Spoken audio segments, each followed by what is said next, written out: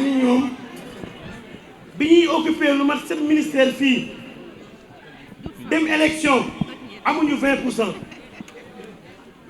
8 élus sur 66 la ñu am te 8 élus yi balaa mandat bi jeex genn wàll gi quitté nañ leen tey suñu liste ñu APR investiroon ñoom Awa Yombe Ndiaye ñoom matal lii ñoom ñëpp suñu liste la ñu nekk. ma leen di gërëm di leen remercier ndax xam nañu fi liggéey bi ne tey nag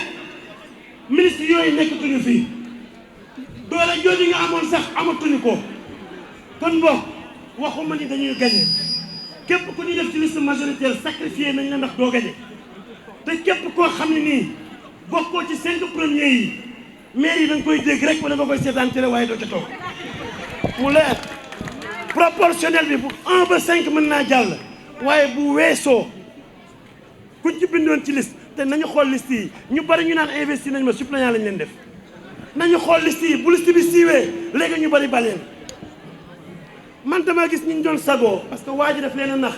man damaa déggoon bu njëkk ba pour dox seen kaw man yàgg naa ko wax Seydou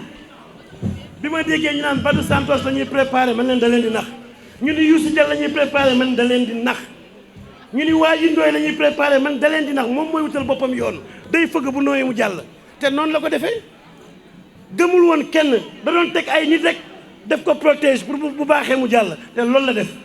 waaye defin bu ñaaw ndax Seydou mérité wul woon loolu te tey kooku ngeen di wax barki Serigne Touba du bokk sax ci 3 premiers yi dama ni la non du bokk ci 2 premiers yi laa bëgg a wax ndaxte Pape Momar Diop mënuñu koo raw dama ni leen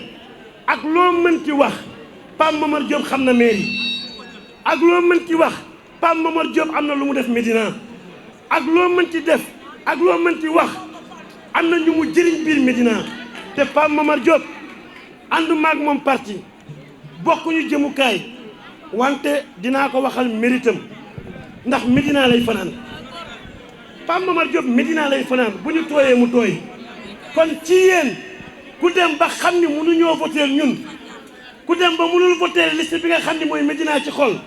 Pape Momar Diop rek nga war a mën a voter ndaxte moom am na lu mu fi def ak as néew wante nag nga gérer ay milliards pendant des années di yónnee waa Médina impôt yi dul jeex tey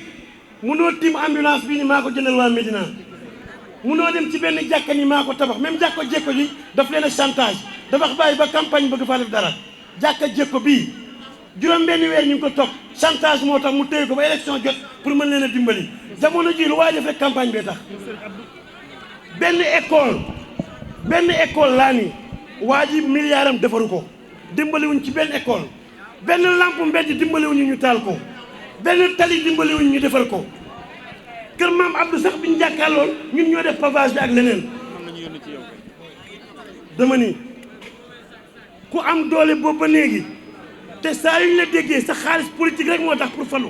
bés bu ñu la follee ko dootu ñu la gis kon boog am na loo xam ne ku ko jëndee xaalis léegi nga wéet parce que le 23 bu passé dootu leen ko gis ndax le 23 dina gis lu mu musul a gis Médina nag boo gisee ma bëgg leen man dama naw ku diiñ man bëgg naa nit ku diiñ man nawuma ku ñàkk jom man nawuma koo xam ne y'a 5 ans waa ji amul ci yéen soxla dama ni ngeen déglu ma juróomi at ci gannaaw waa ji amul ci yéen soxla ñëwul seen dëj ñëwul seen ngénte ñëwul seen i jàng jëndul seen i ordonnance tam xarit gisul nagu tam xaritam gisu leen ko dama ni lamp yi doon fay ak tali yi faalewu leen mbënn mi nekkoon fi kër yi daanu balcon yi daanu faalewu leen kon bu bàyyee ba tey am pexe war Seydou Gueye trahir ko bëgg a nekk maire mbeddoo mbedd mu lambali fa lu mu fa joxewu ko ndax mbaax la mu bëgg a tax dëgg dañ koy nangu est-ce que bu bëggul woon mairie bi dina fi ñëw koo xam ne nii bi mu nekkee xale la gëj Médina ba mu demee Prytanée ba léegi dellu suufee mu ne Médina la bëgg waxoo dëgg lakk bi ci ruq bi li mu bëgg mooy day waaj a retraité bëgg retraité waale mairie bi kese dama ni duñu nangu loolu dama ni Médina moo neex a xëccoo tey Médina neex naa xëccoo tey xam ngeen lu tax jamono yi Ahmed Diène fii la ñu nekkoon maa nekkoon secrétaire élu bi ak ndem si yàlla Pape Samba Ndir yàlla na ko yàlla yërëm jamono jooju tali Médina yi xamoon ngeen na mu meloon day laaj bilan nag déglu li may wax jamono ji ñuy jël mairie bi tali Médina yi xamoon nañ ni meloon jamono ji ñuy jël mairie bi xam ngeen ni lamp yu weex yi amu fi woon lamp yi newu fi woon jamono ji ñuy jël mairie bi ASC 250 000 la ñu amoon yóbbu ko 500 000 jamono ji ñuy jël mairie bi école yi mel nii ñu mel tey jamono ji ñuy jël mairie bi PMI Médina defaruñ ko ba mën ko tuddee Cheikh Ahmadou Bamba jamono ji ñuy jël mairie bi ku feebar daanuñu la faj tey la ñuy def ay prise en charge médicale ba 500 000 ci la yóbbu ci hôpitaux yi ngay faju te bàkkoo wuñu ko wane wuñu ko bu ñu lay jox prise en charge bi sax doo ma gis bureau courrier moo la koy jox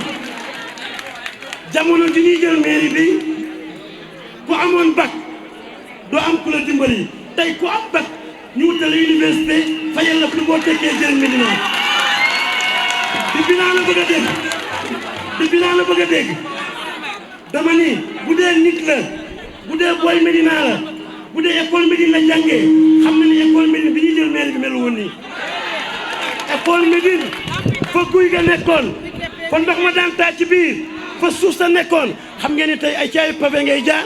terrain basket ne fa terrain football bi ay pexeem bloqué ko ngay jaar fu la neex